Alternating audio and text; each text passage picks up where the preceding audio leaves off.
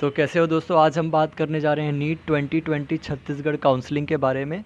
याद रखिएगा, छत्तीसगढ़ काउंसलिंग या फिर किसी भी काउंसलिंग के लिए हर एक पॉइंट बहुत ही इम्पोर्टेंट होता है, क्योंकि ये सभी चीज़ें ऑफिशियल होती है और स्टेट या फिर सेंटर के पास पूरा पावर होता है कि वो जब चाहें आपको एलिमिनेट कर सकते हैं अगर आप इन पॉइंट से थोड़ा भी इधर उधर भटकते हैं तो। इसलिए काउंसलिंग के हर एक स्टेप्स बहुत ही क्रूशियल होते हैं। ये मायने नहीं रखता आपके 600 हैं कि 700 हैं, आपको काउंसलिंग के हर एक स्टेप को बहुत ही प्रॉपरली फॉलो करना है। इसलिए आज का ये वीडियो है किस तरीके से आप अपनी काउंसलिंग को सक्सेसफुल करें और एक मेडिकल या डेंटल सीट अचीव कर सकें। सबसे पहले हम बात करते हैं डेट्स की। तो एमसीआई ने जो स्टेट्स के लिए डेट दी है फर्स्ट राउंड काउंसलिंग के लिए, वो 6 से 14 नवंबर तक के लिए दी गई है। इसमें आपको रजिस्ट्रेशन करना रहेगा, केवल और केवल रजिस्ट्रेशन के लिए ये डेट है फर्स्ट राउंड काउंसलिंग के लिए। जैसे ही आप रजिस्टर करेंगे तो आप एलिजिबल हो जाएंगे काउंसलिंग के प्रोसेस में कंटिन्यू करने के लिए। रजिस्ट्रेशन करने के बाद स्टेट जो है वो 14 नवंबर के बाद या फिर 14 नवंबर के अंदर ही मेरिट लिस्ट जारी कर देगी। लिस्ट के निकल जाने के बाद आपको फर्स्ट काउंसलिंग के लिए सीट अलॉट की जाएगी इसमें। तो जो लास्ट डेट ऑफ ज्वाइनिंग है फर्स्ट राउंड के लिए, आपको 18 नवंबर की दी गई है। 18 नवंबर तक आपको कॉलेज ज्वाइन करना है। कहते हैं उसके बाद आपके second round of counselling start होगी, जिसकी डेट एमसीआई ने 4 दिसंबर से लेकर 10 दिसंबर तक दी है। जो बची हुई सीटें हैं, जो फर्स्ट राउंड ऑफ काउंसलिंग में जो बची हुई सीटें हैं, वो अलॉट की जाएंगी स्टूडेंट्स को। और फिर आपको जो सेकंड राउंड काउंसलिंग में जो सीट्स अलॉट हुई हैं उसके लिए भी आपको ऑफलाइन काउंसलिंग करवानी पड़ेगी और कॉलेज जाके सीट फिक्स करवानी होगी, जिसके लिए लास्ट डेट दिया गया है। Last date of joining for second round counselling is 14 December given by the MCI to states. इस तरीके से आप फर्स्ट राउंड और सेकंड राउंड के डेट्स को समझ लीजिए। तो आइए अब काउंसलिंग प्रक्रिया के बारे में डिटेल में जानते हैं। देखिए, हर साल नीट एग्ज़ाम के पहले जो छत्तीसगढ़ सरकार या कोई भी राज्य सरकार एक नोटिस जारी करती है, जो कि पूरी तरीके से ऑफिशियल होता है और आपको उसी को फॉलो करके चलना रहता है। ये नोटिस हर साल लगभग सेम रहता है, इसमें कोई बदलाव नहीं होता। बहुत ही आमूलचूल परिवर्तन या फिर मुश्किल से छोटे मोटे अगर परिवर्तन हुए तो उसमें जोड़े जाते हैं, वरना ये नोटिस जो है लगभग सेम रहता है। तो बिना समय व्यर्थ किए सबसे पहले हम जान लेते हैं फ़ीस के बारे में। आखिर फ़ीस स्ट्रक्चर कैसा होता है। कई को डाउट रहता है कि भाई फर्स्ट काउंसलिंग में कैसा फ़ीस स्ट्रक्चर रहता है, सेकंड काउंसलिंग में कैसा फ़ीस स्ट्रक्चर रहता है। पहले हम इसको जान लेते हैं। तो देखिए, सबसे पहले आपको एप्लीकेशन फॉर्म भरना पड़ेगा, जिससे आपको आपका यूज़र नेम और पासवर्ड जनरेट करने में मदद मिलेगी। उस रजिस्ट्रेशन को भरने के लिए जो अनरिज़र्व्ड कैटेगरी है उनके लिए 1000 रुपये का फ़ीस है, और जो रिज़र्व्ड कैटेगरीज़ हैं SC ST OBC उनके लिए 500 रुपये का फ़ीस है। ये फ़ीस जमा करने के बाद आपका ऑनलाइन एप्लीकेशन कंप्लीट होगा फर्स्ट राउंड काउंसलिंग में। आपका एक बार user name ID password generate हो गया, आप जाइए और अपने कॉलेज प्रेफरेंसेस को भरिए। इस तरीके से जो भी आप प्राइवेट या गवर्नमेंट सीट्स चाहते हैं, कौन से कॉलेजेस में चाहते हैं, उन ऑप्शंस को भरिए। आप अपने दस्तावेज़ डालिए, लेकिन फ़र्स्ट काउंसलिंग के पहले एप्लीकेशन के वक्त आपको 1000 रुपये लगेगा। सेकंड काउंसलिंग जब होगी आपकी, या फिर वो लोग जिनको फ़र्स्ट काउंसलिंग में सीट अलॉट नहीं हुई है, अगर सीट अलॉट हो गई है और अपग्रेडेशन में जाना चाहते हैं, तो उन लोगों के लिए सेकंड काउंसलिंग में अनरिज़र्व्ड कैटेगरी का 10,000 का रजिस्ट्रेशन फ़ीस लगेगा। अनरिज़र्व्ड कैटेगरी को 10,000 का रजिस्ट्रेशन फ़ीस लगेगा अगर वो एक गवर्नमेंट कॉलेज है तो, और रिज़र्व्ड कैटेगरी के लिए 5,000 का रजिस्ट्रेशन फ़ीस लगेगा गवर्नमेंट कॉलेज के लिए। सिमिलरली, अगर आप प्राइवेट मेडिकल कॉलेजेस या प्राइवेट डेंटल फिजियोथेरेपी कॉलेजेस में एडमिशन लेना चाहते हैं, तो आपकी जो रजिस्ट्रेशन फ़ीस होगी सेकंड काउंसलिंग में, वो 1 लाख रुपए की लगेगी।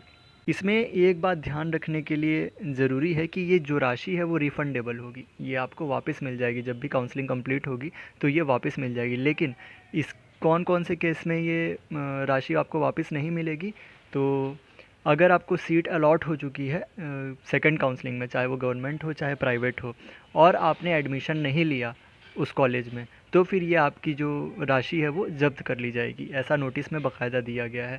तो यदि आप 10,000 जमा किए हैं, यदि आप 1 लाख जमा किए हैं, तो वो आपकी जो राशि है वो ज़ब्त हो जाएगी। तो ध्यान रखें, एक बार आपको अगर सेकंड काउंसलिंग में आप बैठ रहे हैं और सेकंड काउंसलिंग में आपको सीट अलॉट हो गई है, तो आपको वो कॉलेज लेना ही पड़ेगा, वरना आपकी जो राशि है 10,000 या 1 लाख बहुत बड़ी राशि होती है, वो ज़ब्त हो जाएगी। तो इस बात का ध्यान रखें। आइए अब हम जानते हैं काउंसलिंग प्रोसेस या फिर काउंसलिंग प्रक्रिया के बारे में। इसमें सबसे जो पहला और मुख्य बिंदु है वो ये है कि एप्लीकेशन भरते वक्त यानी रजिस्ट्रेशन इनिशिएट करते वक्त वो आपसे कुछ आपके इनिशियल्स मांगते हैं, जैसे आपका नाम क्या है, पिता का नाम क्या है, आपकी कैटेगरी क्या है, फलाना ठिकाना, ये सब इनिशियल्स मांगते हैं। तो कुछ इनिशियल्स ऐसे होते हैं जिनको आप परिवर्तन कर सकते हैं। कई बार नाम, पता ये सब गलत लिखा जाता है, तो आप उनको परिवर्तन कर सकते हैं। उसके लिए आपको 1000 रुपये की फ़ीस सबमिट करनी होती है और परिवर्तन के लिए या फिर चेंज के लिए आपको परमिशन लेना पड़ता है। फिर आपको परिवर्तन के लिए एक मौका दिया जाता है। लेकिन कुछ ऐसे ऑप्शंस होते हैं जिनको आप चेंज नहीं कर सकते हैं, जैसे कि आपकी जो कैटेगरी है वो बिल्कुल भी चेंज नहीं की जा सकती है। आप कहाँ के मूल निवासी हैं उसमें पूछा जाता है, आपकी डोमिसाइल क्या है, छत्तीसगढ़ आपको डालना है। तो मूल निवासी हो गया, फिर आपकी श्रेणी या फिर कैटेगरी उसको बोल सकते हैं हम लोग, ये सभी जो हैं वो चेंज नहीं की जा सकती। वैसे ही आपको कौन से कॉलेजेस चाहिए उसमें एक ऑप्शन आता है, MBBS, BDS, वेदर प्राइवेट और गवर्नमेंट, ये सब इन्फॉर्मेशन जो हैं वो एक्सेप्टेबल नहीं है, इनको चेंज नहीं किया जा सकता है। तो बिल्कुल ध्यान में रखिए, आप अपनी जब कैटेगरी भरते हैं, जब आप अपने कॉलेजेस का सिलेक्शन भरते हैं, जब आप अपने डोमिसाइल का ऑप्शन भरते हैं, तो ये सभी में गलतियाँ नहीं हो सकती, क्योंकि ये अपरिवर्तनीय है, इसको बदला नहीं जा सकता।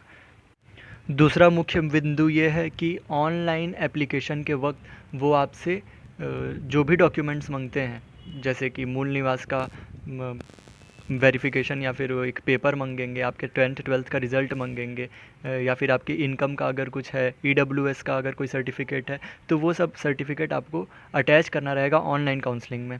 तो वो आप ईमानदारी के साथ करिए। हर फ़ोटो के लिए उन लोगों ने एक KB डिसाइड किया होता है, जैसे 100 KB के अंदर 30 KB के ऊपर, 30 से 100 KB के फ़ोटो प्रिपेयर रखिए आप अपने सारे ऑनलाइन डॉक्यूमेंट्स को, अपने सारे डॉक्यूमेंट्स का, क्योंकि आपको उनको एप्लीकेशन के वक्त ऑनलाइन अपलोड करना है। तीसरी मुख्य बात आपको ये जाननी है कि रजिस्ट्रेशन के वक्त ही आपको अपने सारे डॉक्यूमेंट्स हैं वो अपलोड करने होंगे। रजिस्ट्रेशन के बाद आपको कोई समय नहीं मिलेगा अपलोड करने का, और अगर अपलोड करते भी हैं आप, अगर डेट ख़त्म हो गया रजिस्ट्रेशन का और उसके बाद आप अगर अपलोड करते हैं तो उसको स्वीकार नहीं किया जाएगा, एक सिरे से खारिज कर दिया जाएगा। तो याद रखिए कि एप्लीकेशन के वक्त ही आपको अपने सारे डॉक्यूमेंट्स को क्या करना है, सबमिट करना है। चौथा पॉइंट जो कि इम्पॉर्टेंट है वो ये कि ऑनलाइन एप्लीकेशन का जो प्रोसेस है वो केवल और केवल फर्स्ट काउंसलिंग के पहले होगा। यानी आपको जो यूज़र नेम और पासवर्ड जनरेट करना है वो केवल और केवल फर्स्ट काउंसलिंग के पहले होगा। ऑनलाइन एप्लीकेशन सेकंड काउंसलिंग के लिए नहीं होता है। ऑनलाइन एप्लीकेशन में आपको 1000 रुपये जमा करना रहता है, लेकिन ऐसा सेकंड काउंसलिंग के लिए ऐसा कुछ भी नहीं होता है। सेकंड काउंसलिंग के वक्त आपको रजिस्ट्रेशन में जाना पड़ेगा, जिसके लिए आपको 10,000 रुपये जमा करना पड़ेगा, वो हम बात कर चुके हैं। पांचवा इम्पॉर्टेंट पॉइंट ये कि ऑनलाइन एप्लीकेशन के वक्त जो भी स्टूडेंट्स हैं या फिर एप्लीकेंट्स हैं उनको कॉलेज का लिस्ट सेलेक्ट करना होगा। याद रखिए, ज़रूरी नहीं है कि केवल और केवल एक कॉलेज को अपनाया जाए, आप एक से ज़्यादा कॉलेज का लिस्ट भर सकते हैं। और हाँ, याद रखिए कि प्रेफरेंशियल सीक्वेंस में भरें। अगर आपको रायपुर का कॉलेज सबसे पहले चाहिए तो आप रायपुर को भरिए, फिर बिलासपुर का कॉलेज अगर सबसे पहले चाहिए तो बिलासपुर को भरिए, अगर जगदलपुर पहले चाहिए तो जगदलपुर भरिए। तो प्रेफरेंशियल सीक्वेंस होना चाहिए।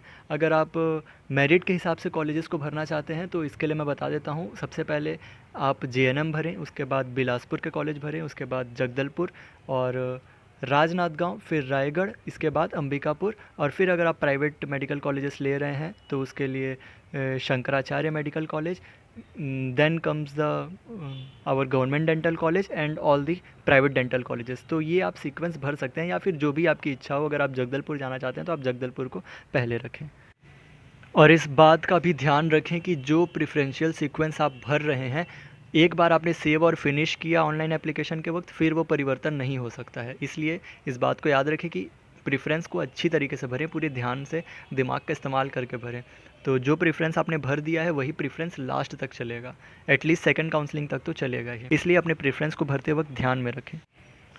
छठा पॉइंट ये कि जो भी आपने प्रेफरेंशियल सीक्वेंस डाला है उसके हिसाब से फिर सीट्स को बांटा जाएगा स्टूडेंट्स में, और इसकी जानकारी वेबसाइट में दे दी जाएगी। फिर आपको काउंसलिंग के प्रोसेस, ऑफलाइन काउंसलिंग के लिए जाना पड़ेगा, आपको कॉलेजेस में जाके ऑफलाइन काउंसलिंग करानी पड़ेगी। और सातवां जो मुख्य बात यहाँ पे आपको याद रखना है वो ये कि ऑफ़लाइन काउंसलिंग के वक्त आपको अपने सारे ओरिजिनल डॉक्यूमेंट्स ले जाके खुद वहाँ जमा करना होगा। जो भी डॉक्यूमेंट्स वो मांगते हैं ऑफ़लाइन काउंसलिंग के वक्त वो आपको खुद ले जाके देना पड़ेगा। ऐसा नहीं होगा कि आपके माता पिता या भाई बहन चले गए और आप नहीं गए। अगर आपकी अनुपस्थिति रही तो आप काउंसलिंग से आउट हो जाएंगे। इसलिए इस बात को ध्यान में रखिए, आप अपना सेहत वेहत सब बढ़िया रखिए, आपको वहाँ जाना ही पड़ेगा ऑफ़लाइन काउंसलिंग के वक्त। आठवीं मुख्य बात ये है कि अगर आपको कोई भी गवर्नमेंट मेडिकल कॉलेज अलॉट होता है, गवर्नमेंट मेडिकल कॉलेज बोल रहे हैं हम, तो गवर्नमेंट मेडिकल कॉलेज अगर आपको अलॉट होता है फर्स्ट काउंसलिंग में, तो उसमें एडमिशन लेना आप के लिए बाध्य होगा। आपको नेसेसरीली उसमें एडमिशन लेना ही पड़ेगा, आप उस सीट को छोड़ नहीं सकते हैं। फर्स्ट काउंसलिंग में बात कर रहा हूँ मैं। तो यदि आपको गवर्नमेंट मेडिकल कॉलेज अलॉट हो गया है, कोई सा भी, अंबिकापुर चाहे जो भी आपने सीक्वेंस डाला है उसके हिसाब से अगर आपको अलॉट हो गया है, तो उस कॉलेज को आपको एडमिशन लेना ज़रूरी होगा। दूसरी तरफ अगर गवर्नमेंट डेंटल कॉलेज की बात की जाए या फिर प्राइवेट मेडिकल कॉलेज या प्राइवेट डेंटल कॉलेज की बात की जाए, तो government dental college, private dental and medical colleges में आपको प्रवेश लेना अनिवार्य नहीं होगा, एडमिशन लेना नेसेसरी नहीं होगा। वहाँ पे आप जाके स्क्रूटनी सिर्फ कराएं। स्क्रूटनी मतलब आपके डॉक्यूमेंट वेरिफिकेशन का प्रोसेस, ठीक है। तो आप केवल और केवल वहाँ कॉलेजेस में जाके स्क्रूटनी कराना ज़रूरी होगा ताकि आप सेकंड काउंसलिंग में बने रहें, ठीक है। तो जितने भी प्राइवेट कॉलेजेस हैं और गवर्नमेंट डेंटल कॉलेज में आपको एडमिशन लेना ज़रूरी नहीं है अगर फर्स्ट काउंसलिंग में आपका अलॉट हो गया है तो, लेकिन स्क्रूटनी कराना ज़रूरी है। आपको वहाँ पर जाके अपने डॉक्यूमेंट वेरिफिकेशन कराना पड़ेगा ताकि आप सेकंड काउंसलिंग में बने रहें। तो एक बार आपने स्क्रूटनी करा लिया तो जो आपके साइट है, जो CGDME का आपका एप्लीकेटेड साइट है, वहाँ पे आप अपने पासवर्ड और आईडी डालें और वहाँ जाकर आप ये ऑप्शन डालें कि मुझे काउंसलिंग की प्रक्रिया में बने रहना है, काउंसलिंग के प्रोसेस में मुझे आगे जाना है। लेकिन वो ऑप्शन आपके लिए तभी अवेलेबल होगा जब आप स्क्रूटनी कराएंगे, इसलिए आपके लिए स्क्रूटनी कराना ज़रूरी है और मेडिकल कॉलेजेस में आपको एडमिशन लेना ज़रूरी है। 9वां मुख्य बिंदु ये है कि जो सीट आपको अलॉट हो चुकी है, चाहे वो प्राइवेट डेंटल कॉलेज की हो, government dental, government medical college, एक बार जो आपको सीट अलॉट हो गई है वो सीट आपको पूरे प्रोसेस के दौरान फर्स्ट काउंसलिंग से लेकर मॉपअप राउंड तक आपको वो सीट दोबारा अलॉट नहीं होगी। तो इसलिए ध्यान में रखिए आपको एडमिशन लेना है कि नहीं इस बात का। वो विद्यार्थी जिनको सीट्स अलॉट हो गई हैं और अगर वो एडमिशन लेना चाहते हैं तो आप अपने एप्लीकेशन का जो लिस्ट है उसमें से आप अपना अलॉटमेंट लेटर निकाल लें और उसमें ये ऑप्शन चूज़ करें कि मैं एडमिशन लेना चाहता हूँ, ऐसा करके एक ऑप्शन आएगा, उस ऑप्शन को चुनिए और आप एडमिशन ले लीजिए। और अगर आप काउंसलिंग के प्रोसेस में बने रहना चाहते हैं, अगर गवर्नमेंट मेडिकल कॉलेज के स्टूडेंट अपग्रेडेशन में जाना चाहते हैं, तो वो ऑप्शन को चुनें कि मैं अपग्रेडेशन के लिए अप्लाई करना चाहता हूँ। और जो दूसरे कॉलेजेस के स्टूडेंट हैं वो अगर गवर्नमेंट डेंटल कॉलेज या प्राइवेट मेडिकल कॉलेजेस या फिर प्राइवेट डेंटल कॉलेजेस इनकी सीटों से अगर संतुष्ट हैं तो आप काउंसलिंग के प्रोसेस से बाहर हो सकते हैं एडमिशन लेके। उसमें एक ऑप्शन आएगा कि I want to get out of the counselling process. अब इस 9वें पॉइंट को ज़रा ध्यान से सुनिए। सबसे पहली बात ये कि आपको कॉलेजेस में जाके दस्तावेज़ प्रस्तुत करने हैं और उसकी संवीक्षा की जाएगी, यानी स्क्रूटनी की जाएगी, डॉक्यूमेंट वेरिफिकेशन किया जाएगा।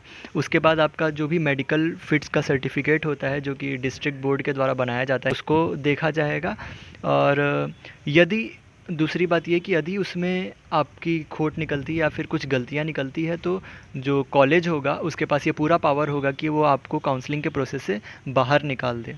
उसके बाद आपको अंतिम तिथि जो भी आपकी लास्ट डेट होगी एडमिशन की, उससे पहले आपको कॉलेज का फ़ीस सबमिट करना है और कॉलेज में एडमिशन ले लेना है। और अगर अपग्रेड में डालना चाहते हैं तो अपने साइट पे आना है और आपको अपग्रेड का ऑप्शन डाल देना है, ठीक है। तो आप जाइए वहाँ पे। फर्स्ट काउंसलिंग के बाद अगर आपको कॉलेज अलॉट होता है तो वहाँ एडमिशन लीजिए। एडमिशन के बाद अगर आप अपग्रेड में डालना चाहते हैं तो अपग्रेड में डाल दीजिए और दूसरे राउंड ऑफ काउंसलिंग में आप बने रहिए। एक मुख्य बात आप यहाँ पे ये जान लीजिए कि अगर आप अपग्रेडेशन में डालते हैं, एक एग्जांपल के तौर पे चलते हैं, अगर आपको Raigarh government medical college allot हो गया है और आप अपग्रेड करके राजनांदगांव में जाना चाहते हैं तो आप अपग्रेडेशन का ऑप्शन डालेंगे और सपोज़ सेकंड काउंसलिंग के अलॉटमेंट लेटर में आपका अपग्रेड होकर राजनांदगांव मिल गया तो फिर आपको स्क्रूटनी दोबारा कराने की ज़रूरत नहीं है, क्योंकि आपने स्क्रूटनी करा चुका है एक बार रायगढ़ मेडिकल कॉलेज में। आपको सिर्फ इतना करना है कि जो भी आपने फ़ीस सबमिट की थी रायगढ़ मेडिकल कॉलेज में एडमिशन के वक्त, वो वापस लेनी है। तो वो कॉलेजेस को ले जाके आपको अपग्रेडेड लेटर दिखाना है अपना, और उनसे फ़ीस वापस लेनी है। तो जब वो फ़ीस वापस करेंगे, सपोज़ आपकी 40,000 है फर्स्ट ईयर की फ़ीस, तो उसमें से वो 10% काट लेंगे। 10% प्रोसेसिंग फ़ीस होता है, वो 10% काट के, यानी 4,000 रुपये काट के 36,000 रुपये आपको वापस कर देंगे। और फिर उन 36,000 को लेके आपको राजनांद गांव में जाना है और अपनी तरफ से 4,000 ऐड करके राजनांद गांव में एडमिशन लेना है। इसको रटने की कोई ज़रूरत नहीं है, इसलिए आपका जो यहाँ पे 10% कटेगा, इस बात को ध्यान रखिए।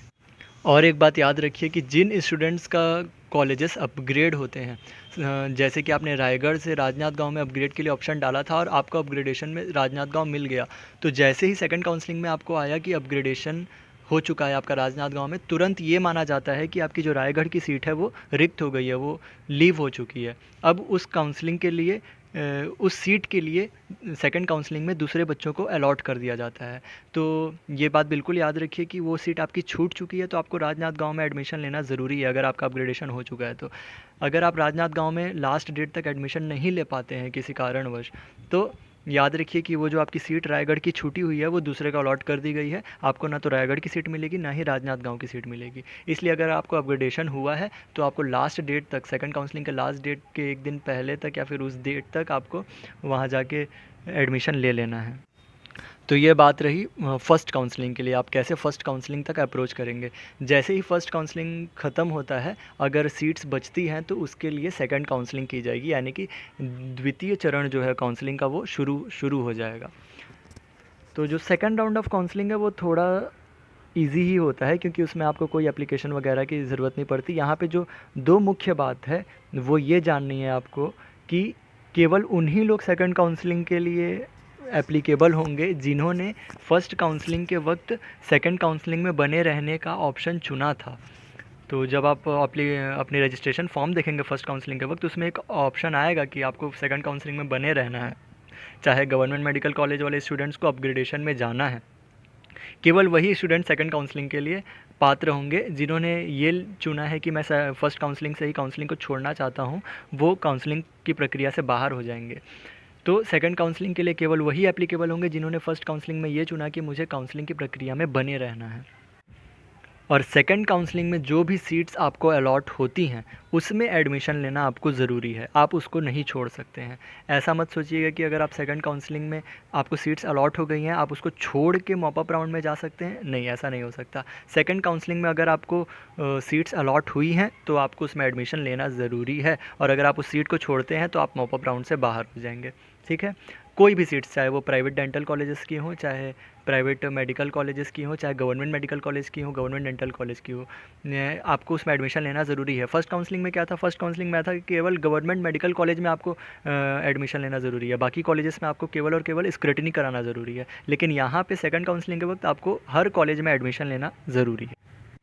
और जो सेकंड राउंड ऑफ काउंसलिंग होती है उसको एंड माना जाता है, मतलब यहाँ से काउंसलिंग को ख़त्म कर दिया गया, मॉप अप राउंड अलग चीज़ है। तो सेकंड राउंड काउंसलिंग में अगर आप एडमिशन ले लेते हैं तो याद रखिए कि अगर आप सीट छोड़ते हैं तो आपको कॉलेजेस का जो भी बॉन्ड होता है उसको भरना पड़ेगा, तभी आप सीट छोड़ सकते हैं। एक और बात यहाँ पे मैं पहले बता चुका हूँ कि सेकंड काउंसलिंग के वक्त आपको रजिस्ट्रेशन फ़ीस लगेगी, जो कि 10,000 और 1 लाख है प्राइवेट और गवर्नमेंट कॉलेजेस के लिए अनरिजर्व्ड कैटेगरी में, और 5,000 और 1 लाख है रिजर्व्ड कैटेगरीज़ के लिए। ठीक है, तो वो रजिस्ट्रेशन फ़ीस आपको देनी पड़ेगी, और अगर आपको कॉलेज अलॉट हो गया है तो फिर वो फ़ीस जो है वो आपकी चली जाएगी। और अगर आपको कॉलेज अलॉट हो गया है और आपने एडमिशन नहीं लिया है तो वो रिफ़ंडेबल होगी, लेकिन एक बार कॉलेज अलॉट हो गया और आपने सीट छोड़ दी तो वो रिफ़ंडेबल नहीं होगी, उसको रख लिया जाएगा। अब एट लास्ट आता है मॉप अप राउंड, जिसको गेम चेंजर राउंड बोला जाता है, जिसमें कि मतलब कम से कम नंबर वालों को, जिनको कोई बिलीव नहीं रहता, उनको मिल जाता है, और ऐसे कई लोग बैठे होते हैं जिनको कॉलेजेस नहीं मिलता। तो मॉप अप राउंड को एक गेम चेंजर राउंड बोला जा सकता है, इसलिए मॉप अप राउंड को भी बड़े ही चतुराई ढंग से करना अच्छी बात होती है। तो आइए मॉप अप राउंड के बारे में जान लेते हैं हम लोग। मॉप अप राउंड जो होता है वो किसके लिए होता है, सबसे पहले ये देखते हैं। देखिए, मॉप अप राउंड में केवल वो विद्यार्थी या फिर वो स्टूडेंट्स या फिर वो एप्लीकेंट्स जा सकते हैं जिनको कोई भी सीट नहीं मिली है, कोई भी सीट उनको अलॉट नहीं हुई है, तो non allotted seats, the applicants with no allotment of seats, या फिर कोई भी स्टूडेंट्स जो कि एडमिशन नहीं लिए हैं, ऐसे स्टूडेंट्स जिनको अलॉटमेंट नहीं हुआ है, या फिर ऐसे स्टूडेंट्स जो कि प्रवेश नहीं लिए हैं, एडमिशन नहीं लिए हैं, या फिर वो स्टूडेंट्स जिन्होंने गवर्नमेंट या फिर प्राइवेट डेंटल कॉलेजेस में एडमिशन ले लिया है। तो डेंटल कॉलेजेस में अगर आप एडमिशन ले लिए हैं तब भी आप मॉपअप राउंड में बने रह सकते हैं, लेकिन अगर आपने मेडिकल कॉलेजेस में अगर एडमिशन ले लिया तो फिर आप मॉपअप राउंड के लिए पात्र नहीं होंगे। मॉपअप राउंड में आपको उसी वक्त कॉलेजेस में जाके, मेडिकल या डेंटल कॉलेजेस में उसी वक्त जाके आपको तुरंत ही सीट के लिए अपने डॉक्यूमेंट्स दिखाने होते हैं, और मैक्सिमम मार्क्स के हिसाब से आपको सीट दी जाती है। आपको अगर गवर्नमेंट मेडिकल कॉलेज एक बार अलॉट हो चुका है तो फिर आप मॉपअप से बाहर हो जाएंगे। तो इसी के साथ मॉपअप राउंड ख़त्म होते ही हमारा काउंसलिंग का प्रोसेस भी ख़त्म हो जाता है और सीट मिल जाती है हमें, तो बहुत अच्छी बात है, बहुत खुशी की बात है। तो बिल्कुल ध्यान से करिएगा। एक बार हम नज़र डाल लेते हैं आखिर कौन कौन से डॉक्यूमेंट्स लगते हैं हमको। ठीक है, तो ये डॉक्यूमेंट्स बहुत ही ज़रूरी होते हैं, इसलिए अभी से हम लोग इसको प्रिपेयर करके रखते हैं। देखिए, डॉक्यूमेंट्स आपको 2 स्टेज में लगते हैं। सबसे पहला तो स्क्रूटनी, और एक एडमिशन के वक्त जो डॉक्यूमेंट्स लगते हैं। स्क्रूटनी के वक्त अलग डॉक्यूमेंट्स लगेंगे आपके, और अगर कॉलेज में एडमिशन चाहिए तो आपको डॉक्यूमेंट्स लगेंगे। बॉन्ड के बारे में आपको बता देता हूँ। जो मेडिकल कॉलेजेस के लिए बॉन्ड होता है, बॉन्ड एक ऐसी चीज़ है जो सुनिश्चित करती है कि आप अपने सीट्स हैं उनको छोड़ेंगे नहीं। तो मेडिकल कॉलेजेस के लिए अगर आप मेडिकल कॉलेज का सीट छोड़ते हैं सेकंड काउंसलिंग के अलॉटमेंट नहीं, एडमिशन के बाद अगर आप मेडिकल कॉलेजेस का सीट छोड़ते हैं तो आपको 25 लाख का बॉन्ड देना पड़ेगा। इसके लिए आपको बाकायदा एक एफिडेविट सबमिट करना पड़ेगा। गवर्नमेंट डेंटल कॉलेज के लिए जो बॉन्ड है आपका, वो 5 लाख का बॉन्ड है। सिमिलरली प्राइवेट और गवर्नमेंट के लिए भी सेम है। जैसे गवर्नमेंट मेडिकल कॉलेज के लिए 25 लाख का है तो प्राइवेट मेडिकल कॉलेज के लिए भी 25 लाख का है। गवर्नमेंट और प्राइवेट डेंटल कॉलेज के लिए 5 लाख का बॉन्ड है अनरिजर्व्ड कैटेगरीज़ के लिए। फॉर रिजर्व्ड कैटेगरीज़ जो बॉन्ड है वो 20 लाख का है मेडिकल लाइन में, और डेंटल लाइन में जो बॉन्ड है वो 1 लाख का बॉन्ड है, या फिर 3 लाख का बॉन्ड है, माफ़ करिएगा, 3 लाख का बॉन्ड है। तो आपको बॉन्ड का एफिडेविट देना पड़ेगा। इसके लिए आप मेरे जो नीट के ऊपर मैंने एक पहले की वीडियो बनाई है उसको देख लें। तो ये हुआ आपकी पूरी काउंसलिंग का प्रोसेस। अगर आपको ये वीडियो अच्छा लगा तो इसको लाइक, शेयर, सब्सक्राइब करिए, अपने नीट के दोस्तों के साथ शेयर करिए, ताकि वो कहीं भी काउंसलिंग के प्रोसेस में भटके नहीं और एक सीट सुनिश्चित कर सकें। तो बहुत बहुत धन्यवाद आपका ये वीडियो